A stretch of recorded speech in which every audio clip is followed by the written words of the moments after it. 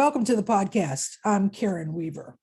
Over the past few months, there have been at least 5 high-profile student-athlete suicides on campuses across the nation. It's a frightening and sobering trend that requires colleges and universities to take a serious look at their infrastructure in place that can support the mental health and well-being of athletes.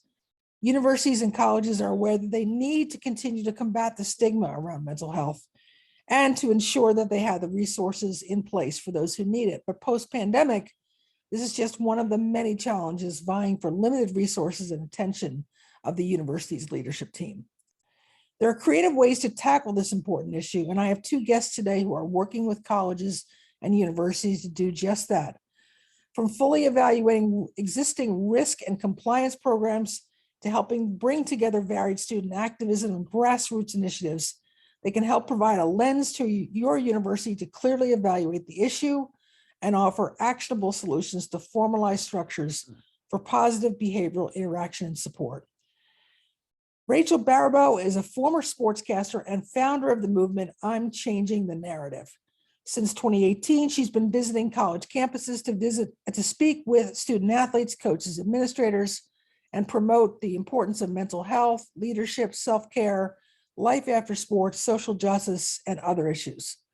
As a mental health advocate, Rachel works to fight stigma and hopes to create a willingness within the college community to build an environment that supports student mental health and well-being. Adrienne Lamette is senior manager in Baker Tilly's risk advisory practice, specializing in higher education. She focuses on what steps institutions need to take to offer the resources college athletes and students need.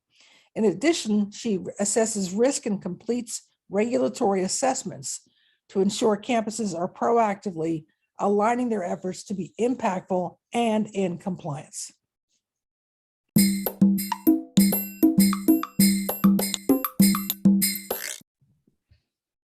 Welcome to the podcast, Rachel and Adrienne. Hi. Thank you for having us. So glad. This is such an important conversation on so many levels. And I'm really grateful for the 2 of you to be here today. I want to start off with a deeply painful letter that was shared with the college community by a Vanderbilt student athlete about mental health. And this is part of what she said. She wrote, "Playing a college sport is just hard. It is really hard. And if you'd like to have a life outside of your sport, which many of us student athletes do, you're then taking on a self-imposed responsibility to maintain your academics, your social life, your career, and your relationships, all while learning to navigate complicated feelings, conflict, the wavering sense of worthiness, and having your basic psychological needs met as a young adult. Playing a sport in college, honestly, feels like playing Fruit Ninja with a butter knife. There are watermelons and cantaloupes being flung at you from all different directions, while you're trying to defend yourself using one of those flimsy cafeteria knives that can't seem to even spread room temperature butter. And beyond the chaos and overwhelmingness of it all, you've got coaches and parents and trainers and professors who expect you to come away from the experience unscathed, fruit salad in hand. Rachel, tell me your reaction to this and how this helps to explain where many of our college athletes are today.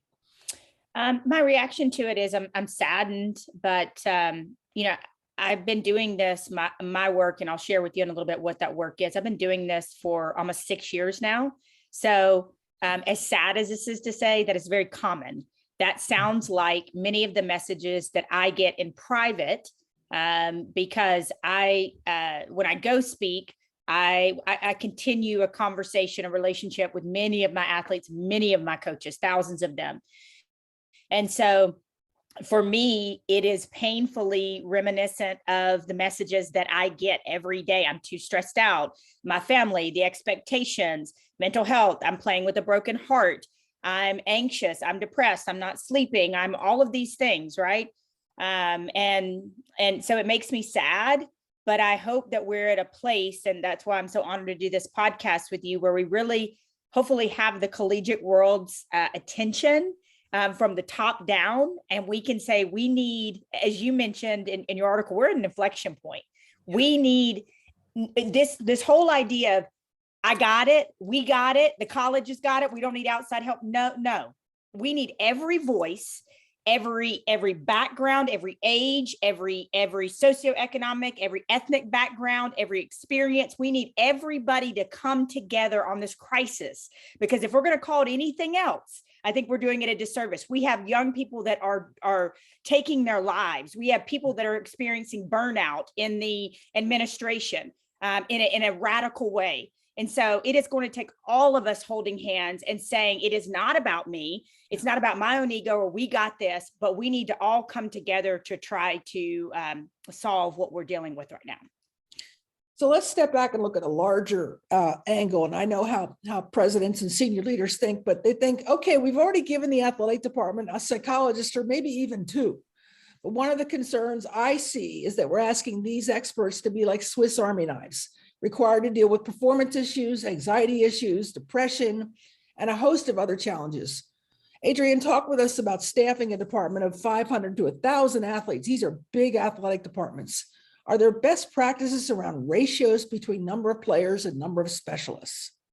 I think it's a great question. And I think to start off, the really great thing is that our university presidents and our leadership, and broadly, and also within the athletic departments, they're realizing the importance of this. I think we look back a couple of years ago, that might not have been the case. It wasn't the case. So I think the good news is right now we're seeing the need and the willingness to provide these resources. The problem is our mental health professionals are facing the same type of burnout.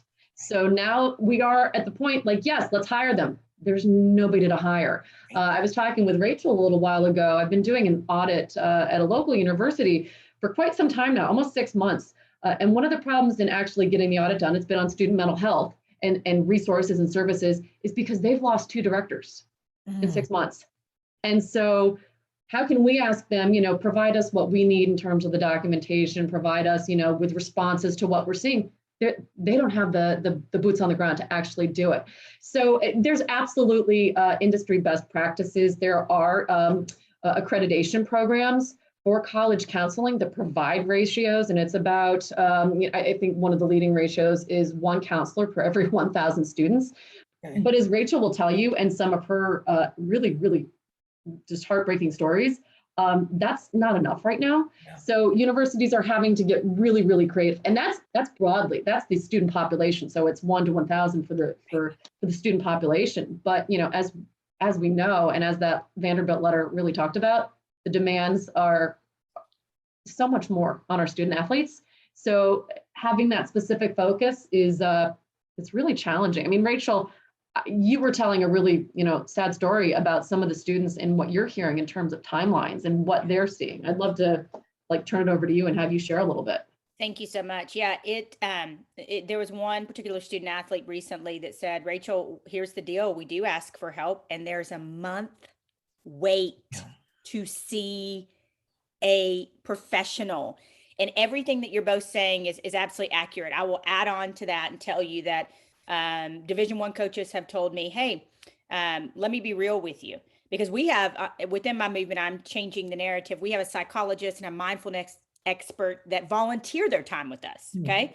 So when they can't get in to see somebody, we always talk to the coach, talk to the school, they'll use our resources. But what this coach told me was, hey, on top of everything else we're facing with burnout and the lack of availability, do you have anybody who's a minority? Do you have anybody who's a female? Do you have anybody that looks like my athlete? Because that diversity matters when it comes to their experiences. And I'm like, wow, so just, it's another layer where if I could wave a magic wand, I would hire so many more people from diverse backgrounds and diverse experiences, as well as the numbers needed to be added. And then the time frame. But look, the time frame is not something that is just within the collegiate community. I mean, a girlfriend of mine did a study in Colorado. She did an unofficial study, if you will, for the mental health system in Colorado. And she called around to 5 or 6 people within Denver, 5 or 6 different outfits, and said, I'm struggling, and indicated that she was struggling in terms of feeling suicidal. And each one of them said, it's a month wait. Yeah. And none of them, here's where she wants to change the system. None of them then said, well, here's the crisis hotline, or here's things you can do, or here's, so I share that to say is this is an issue that we're facing all across the spectrum within this country at this point in history. And I certainly think we can talk about within collegiate, sports and administration, but I think it's also all across this country. It's resonating. It's resonating with even just the article I posted online last night for Forbes. Mhm. It has gotten so much engagement. I just can't believe it. And one of the points in the article was that the administrators in college athletics are burned out, exhausted. Some of them are retiring or they're leaving the industry. So the gaps in all of these service plans that we had so nicely laid out before the pandemic have just widened up big time. One of the concerns I also hear, and Rachel, maybe you hear this a little bit more often, is that there just aren't enough psychologists and psychiatrists in the industry because they've left. They're burned out. They're overwhelmed. Is that what you're hearing as well? Yeah, and that's what I'm hearing as well. I have a girlfriend who is a psychologist. She started a practice in Nashville, and she's super smart, guys. If she wasn't a friend, a lifelong friend, she would be my therapist. She's just that talented. And the things that she shared with me, just the amount of, just imagine sitting with 5 people a day. That's a lot of clients. 3 people a day. Let's go there. And hearing the most complex stories on trauma, on pain, on just the abuse, on these things that have happened in their lives. And you as a human being are meant to process that, then go home and feed your dog or feed your child or be a work. And so I know on a different level, that is what some of the administration you mentioned in your article, some of the trainers, some of the student athletics administration that feel like, hey, like I'm overworked and I'm not appreciated. And I'm also the first person for you to come after when things don't go right. So I just love it. Again, I want to just reiterate the fact that we're having this conversation today, because for me, the first step or baby step towards any sort of solution is to keep talking about these things and having open and honest discourse. Appreciate that. Adrian, I'm going to direct this next one to you to help us get started, because so much of what we do in higher education is we ask the first line of defense for a possible crisis that a student or an athlete is going through to be the teacher standing in front of them, the advisor standing in front of them, the coach standing in front of them, recognizing that it is indeed a crisis. Are we asking too much of those professionals to be able to say, okay, I see you're really in trouble. Let's help you go. Let's get you help? It's a great question. And I'm not a psychologist by training. I have a business background. Regardless of whether or not that's the right thing to do, I think that that's one of the best practices or just leading practices that we are seeing. It is because so many of those individuals have that close touch, that first touch. A lot of students feel comfortable going to their professors, their advisors, student affairs. So whether or not that's right, it's what's happening. And so what we're seeing is a lot of institutions pull together, behavioral intervention teams. It's a cross-collective group that comes together so that they can compare notes and identify, potentially students that are in distress. And it's not just the burden on one individual. Again, it's kind of that collective approach. So not sure if it's the right way, but it's something that we've seen a lot of success for. There is training, there are resources, and we're seeing it with some success. Sadly, not entirely. It's not going to be able to catch everything, but those institutions that have put those types of programs into place, we're seeing that. But I'd love to go back to something you were talking about. What I found really staggering in the article that you just posted is, if I'm reading this right, you noted that the individuals with 5 to 10 years of experience had more burnout. And so if I combine that with what I read in the Vanderbilt letter about, these are our formative years. These are, when we are learning how to deal with all these stressors. I kind of carried that forward, right? So if we aren't helping our students learn to manage these stresses and getting them resources that we need, that's carrying into the workplace. And then I'm thinking like, wow, these are the types of things that we're seeing with our new hires, even the accounting field and different things like that. And that letter could have been written by, one of our team members who, we have quite a few, I think I've shared with you, former D1 athletes that played at the very high level and that have been really moved by a lot of what they're seeing in the industry right now and the suicides. And it's like, could have been written verbatim. So I'm just like, wow, if you're seeing that type of stress in athletics administration from those, 5 to 10 years of experience, I'm like, what does that mean for the rest of us? Right. That was really just, I found that staggering, and that was really meaningful. So I just wanted to kind of Yeah. share that. No, thanks for that.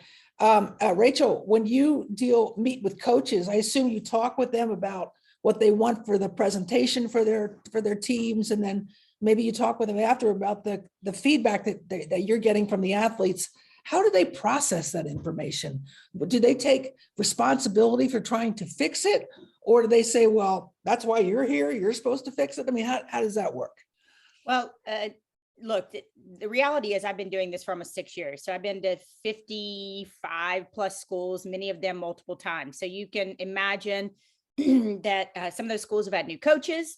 Some I've started with a coach. The coach is no longer there. Some I've only visited with football. Some are being very progressive. I'm gonna call out Utah State. I was just there. Blake Anderson is a dear friend of mine. His wife and my mom battled cancer at the same time, and we lost them both very, very close together. And we were already friends. We became cancer buddies and caregiver friends. And I just went there, and they did something that I found to be pretty revolutionary. Sonny Dykes did it. He's now at TCU as well early on. PJ Fleck has done it. But they allowed me to have one session with the players. And I like to divide them up into your female athletes, your male athletes, because they're different messages. Right. So there was a session with your players, a session with coaches only, a session with administration only. And I loved it. Every person that was in that got paid by that university in athletics, any side of administration, attended that talk.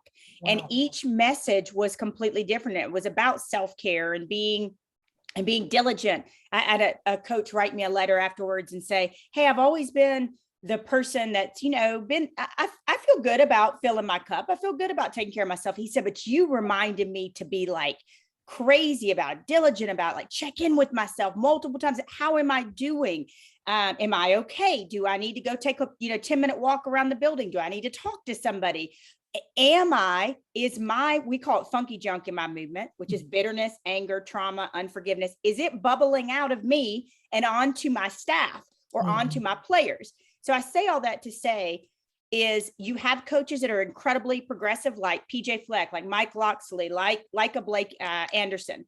But then you have coaches that are still working in antiquated ways. And those are the ones that I do my very best to say, if I get a player, male or female, to come out of their shell and ask for help, and you tell them, toughen up, suck it up, or, I'm going to cry, but some other sort of derogatory, they're going to put their head back in their turtle shell and likely never ask for help again.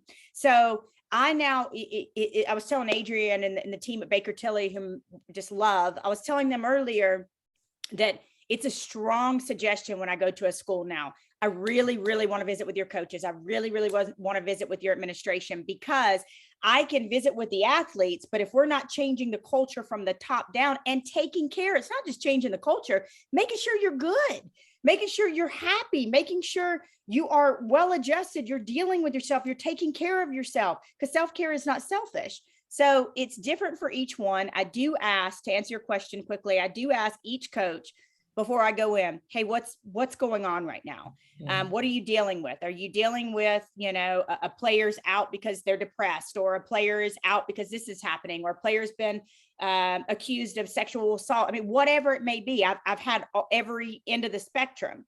And we talk about everything from mental health, self-care, self-love, interpersonal relationships, purpose beyond athletics or your job. And so legacy, those are just some of the things that we talk about. Dating. So I visit with each coach and find out what exactly they want to talk about. And then we do visit afterwards. What I tell each university, and this is possibly the most important thing I'm going to say, what I tell each university is, please do not, and I've heard this before, under the radar, please do not think of having me in is at all an admission that you're not doing your job well. Mm-hmm. I am just another resource for you. Oftentimes, because I'm not an administrator, I'm not a coach, they look at me like a mom. I have a very maternal side. So they'll tell me their whole life, Karen. They'll share everything with me, either in person and they'll be bawling next to me, or they're messaging me later or calling me later. I then, if a player is in trouble, the first place I'm going to call is the college, other than a crisis hotline. It's the college. We're going to get them help immediately. We follow a protocol. So I say to schools, calling me is not saying you can't do it on your own. It's saying we are willing to do anything we can to improve our culture from the inside out, bottom to top, and top to bottom. So I want to build on that point for a second, because I think I've known a lot of coaches who are very much into controlling what the players can and do and can act and how they behave, and they want to be in control of everything. Have you seen that? And if so, what advice do you have for senior campus leaders at either helping that coach identify that that's no longer a strategy that works, or perhaps saying that's not part of the culture of our campus and who we are? Such a good question. I've said this for the longest time, even before NIL with the transfer portal.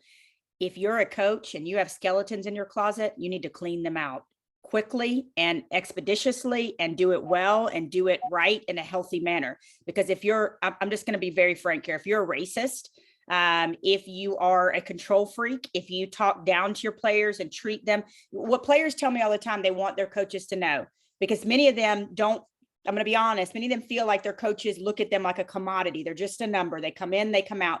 They desperately want their coaches to know who they are besides being an athlete. Mm-hmm. They want them to know what they love, what they care about. They want to feel like a human being, like they love them, like they care about them. And oftentimes that coach may not be a bad person. Maybe they aren't a racist. Maybe they aren't a control freak. They're just overwhelmed in their own way. They've got a lot going on. They're trying to manage. It's a very hard profession, no matter the sport. And so I would say to senior leadership, you got to start having frank conversations. And people ask me all the time, I'm not comfortable talking about mental health. Do you think I'm comfortable standing in front of people bearing my soul and the night I almost took my own life and what led up to that, and being drugged from one end of the house to the other by my hair, by somebody who claimed to love me? I'm not necessarily comfortable talking about those things. But every time I do, I know that it makes somebody else a little more comfortable in taking off their mask and sharing what they're doing. So I would say it is paramount right now for administration, senior administration, to have those frank conversations with their coaches and say, hey, let Rachel or someone like her or come in and let's talk about these feelings and what they're going through and what she's hearing from athletes and what they're really saying. Because right or wrong, this is what athletes tell me across the country. 3 reasons they don't ask for help, whether it's true or not. I don't want to be seen as weak. I don't want to lose playing time. And I don't want to lose my scholarship. Right. Whether or not they're true, those are the 3 constant things I hear on campuses across the country. Yeah, and losing the scholarship is a huge deal. It's always been one of those power things that coaches have lorded over the athlete. Well, if you're not mentally stable, then you can't play. And if you can't play, then you're not staying on scholarship. I mean, it's a very quick trip. So let me shift to Adrian. Adrian, let's talk about the administrative structure here. What advice would you give to senior campus leaders about trying to uncover some of these issues and also try to create a more healthier environment for the staff as well as the athletes? Yeah, so I'm going to build on what Rachel was talking about, is having those frank conversations with the administration. And I think coupled with that, it's giving students an avenue to report if something is not going the way that they want, whether or not that's, hotlines. So most universities have an ethics and compliance hotline that's monitored. I will say it's really interesting. Students are not, we're seeing more students make reports to those hotlines and student athletes. There's one institution that we work with as internal audit that over the past 2 years, we've had a couple of athletes report different sports about their treatment of coaches to the athletes. And so that gets very senior level visibility. I mean, general counsel's looking at that, the CFO is looking at that, the provost is looking at that. Those types of things make their way up oftentimes to the board. And so those, when things come in on hotlines, they're investigated and we're taking a look, and the universities take action. So definitely have those frank conversations with the coaches and the administration, because students are making their way to getting these things out. They're not as shy anymore. I mean, they are really taking their own mental health and their well-being in their own hands. We're seeing that more and more, again, because the stigma is starting to, fade away, and they're valuing themselves ultimately more than they are their passion, which has got to be tough. And Rachel, I can't imagine what you see when you talk to these students, but it's making their way. So yeah, I think along with, administration training, the faculty training, that's really, really important, especially in a shared governance environment that everybody's on the board, that the administrators have that, but also it's the reporting mechanisms. And then lastly, you got to make good on having those reporting mechanisms, right? You have to demonstrate that you are doing something about it, because Right. it's a positive cycle then. And ultimately, as long as the university is doing something, and in the case of the university I was just mentioning, they did do something. There were some coaching changes. Is an evaluation and investigation. There were some coaching changes, but actually showing student athletes and the university community that you're serious about it. It's not just lip service. Those have been some successes. Rachel, before I let you respond, I just want to follow up, because this is a problem, or at least a thread that I have heard about in different situations. Sometimes athletic departments want to set up their own hotline that is not part of the university's reporting system, because they want to keep it in-house. Let me ask Adrian to respond to that, and then Rachel, I'm going to come to you. I would say no. I think in this case, having some type of centralized function with the senior central administration, so your CFO, your general counsel, your provost, the president, is really good. I mean, it's not that dissimilar to, if you think back to the Varsity Blues admission scandal, the fact that athletics had a lot of ability to recruit and admit students with very little central oversight, and that decentralization, we saw what happened, right? So I think in this type of case, especially given just the importance, it's life or death. It's literally life or death. Having that central oversight mechanism is really key for accountability. Rachel. Yeah, and I was just going to say too, is something that I've shared with Baker Tilly, and just the work we've gotten to do with them and the podcast and different things, is you can have world-class resources on your campus. I'm sure some of these schools that recently had the desks did have resources. I know they did. But if they're not darkening your doorways of the resources, the doorways of the psychologists, then what are we doing? And they're not oftentimes. And that is the issue. How do we get them to go see? How do we make sure you have enough staff and then go see? And to what you both said about the staffing hotline, if I'm an athlete and I'm being bullied by my coach, Yeah. why am I going to call a hotline within the athletic? You know what I mean? Like I'm going to be too scared of retribution. Yeah. These things happen.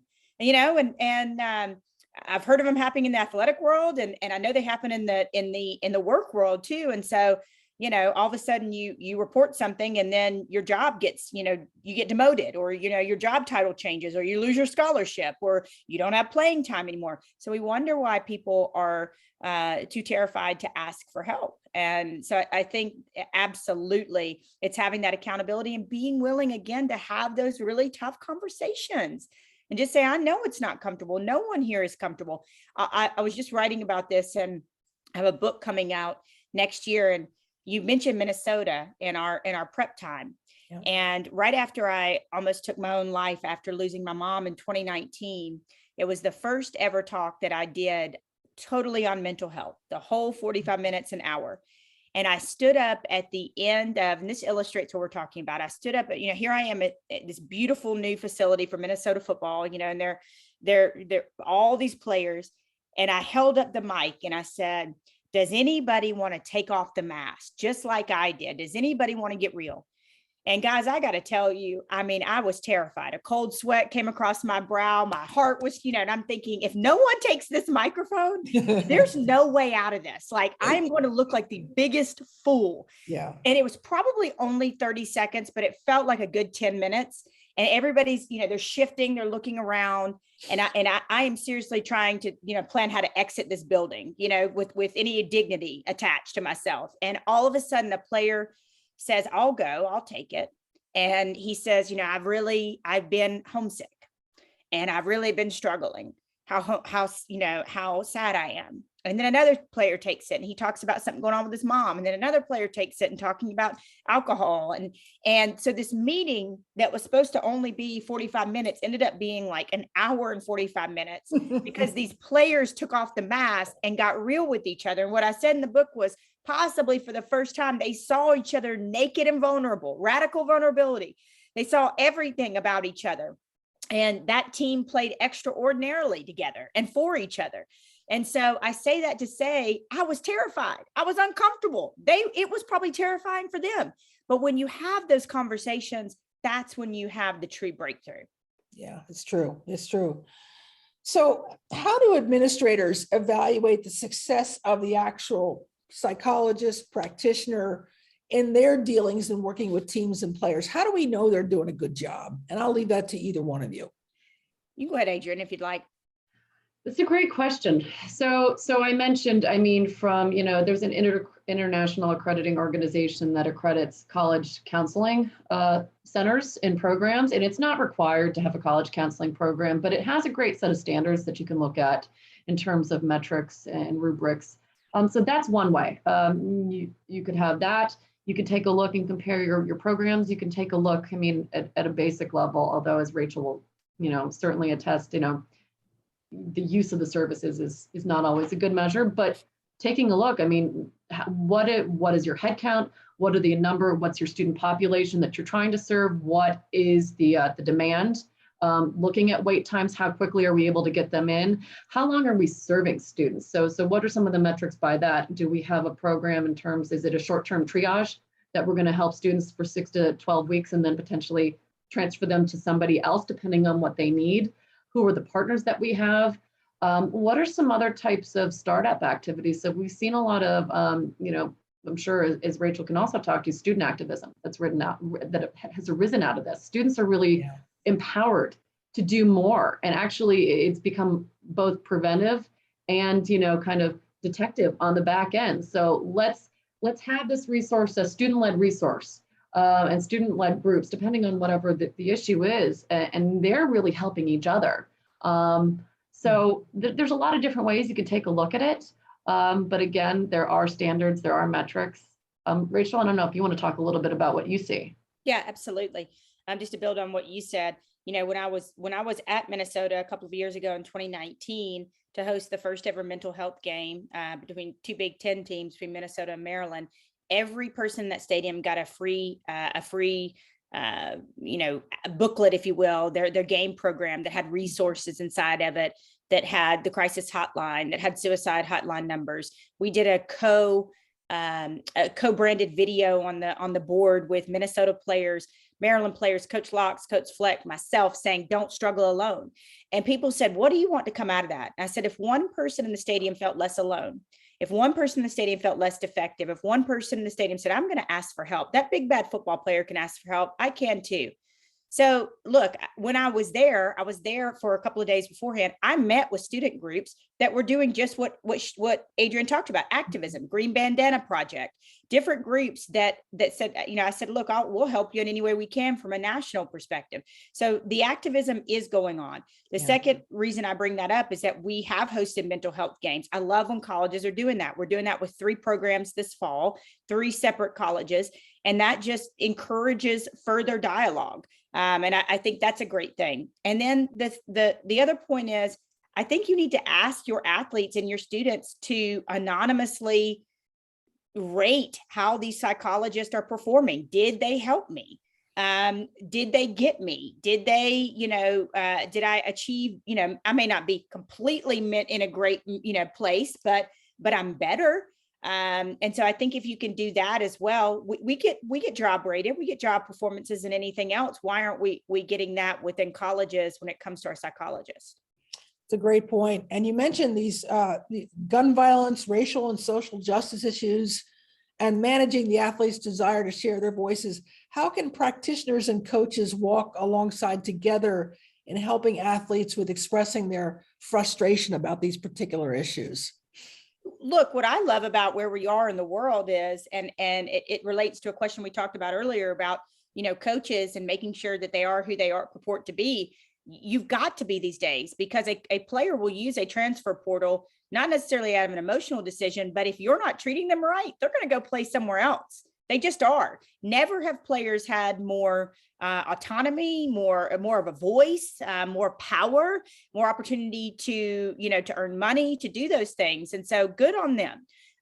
So I would say for a practitioner and a coach, you want to encourage players to do that. So again, I mentioned earlier, I'm getting ready to turn in a book manuscript, but just last month, we started in mental health month of May, we started an athlete coalition.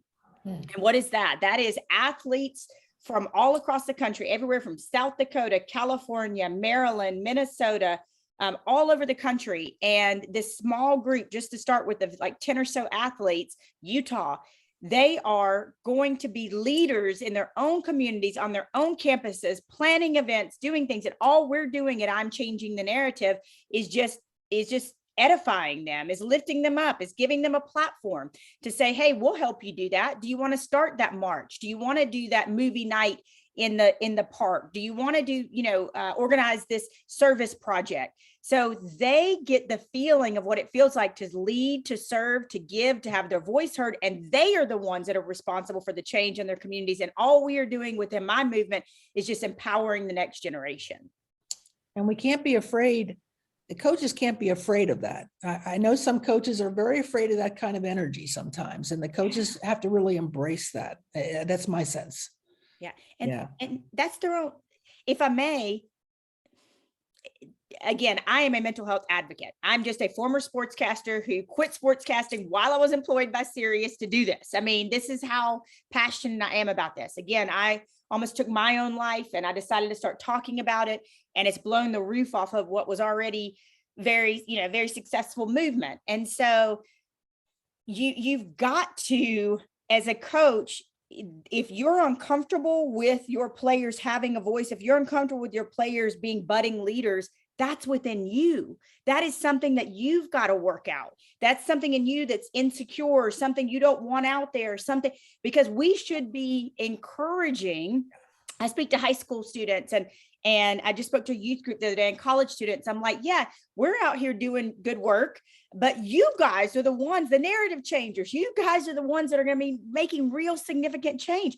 So if a coach is hesitant to have that energy in their program, I really would encourage them to look in the mirror and figure out what it is inside of them that is hesitant about that, because we need these young people advocating, stepping out, taking action, because the more we stick our heads in the sand, the more we are going to have more loss of life. That's a powerful way to sort of close this point, but I do want to end the podcast on where kids are falling through the cracks, where athletes are falling, where staff are falling through the cracks. So Adrienne, if you could start, provide us with one or two examples of the gaps in the safety nets on campus and how campuses, especially those that have limited funding, might address these gaps.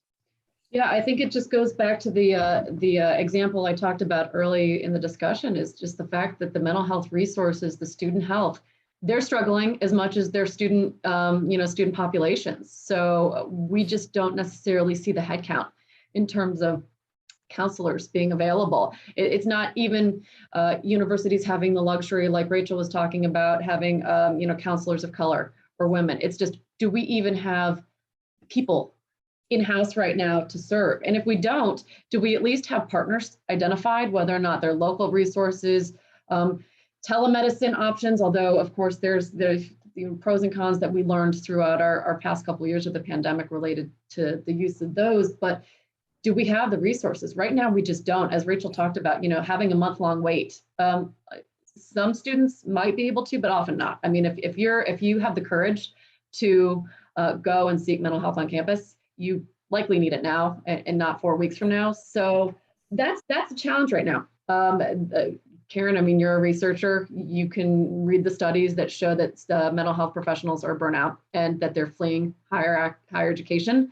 So that's going to be a big challenge. I think the other thing is, from a leadership standpoint, I think most of our college leaders now recognize this is an issue.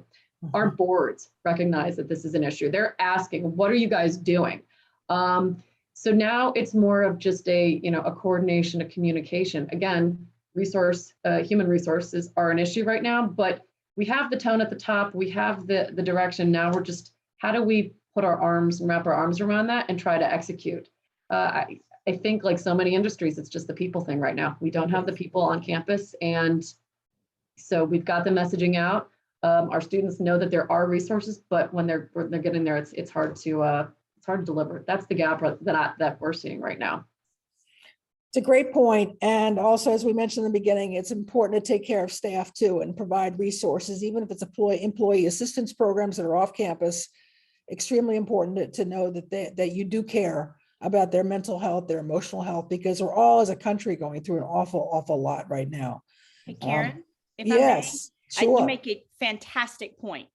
Look, when people know you care about them, they will do anything for you. And that's what I'm trying to teach these coaches and administration across the country. And these players know you truly care about them. You talk about playing together, they'll run through brick walls for you. They'll play their guts out for you. The same goes in offices. I had a small business owner that listened to one of my podcasts I was a guest on, and he sent an email to the podcast host. And he said, she really like opened my mind to a lot of things. So I went back to my office. I called a Friday meeting and I said, how's everybody doing? What's going on? Like, I care about you. And this particular business owner, I think, instituted like 1 or 2 mental health days a month, where they could go and if they needed the day off, they could do things for themselves, a personal day. They had like service days. He changed how he operated within the office. And we all know what happened. Productivity shot up, sales shot up because they knew he cared about them.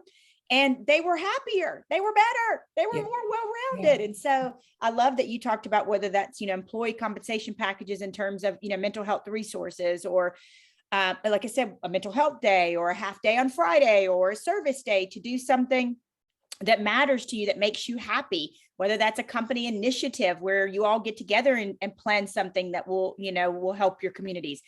I work with law enforcement as well. And I was working with a group and I said, in terms of changing the idea or the narrative on that people, police officers don't care about our community, right? They may not care about us, that some people have. I said, how about you do a movie night in the park and you bring the barbecue, you bring the screen, you bring and I said, and you really engage with the community. And so they were like, oh, yeah, that's awesome. When people know you care, this is my point. When people know you care, they'll do anything. And I think just to build off what Adrian said, if you don't have the resources, start looking into federal grants, start looking into your boosters, start looking into local businesses, start looking into different practices in your community that maybe, again, a psychologist or psychiatrist would volunteer a couple of extra hours if you have an overage that month where you need a student seen. I think these are all little small steps that when collectively put together would make a huge difference. Could not agree more. Rachel and Adrian, this has been a fantastic a conversation and it has flown by. There's so much here, and that's why I'm glad it's a podcast, so people can rewind and re-listen and consider some of the suggestions, ideas, and hopefully provide one more link in the chain of trying to build better mental health practices in our athletic departments across campus. Thank you both for joining us today. I really appreciate it. Thank you. Thank you.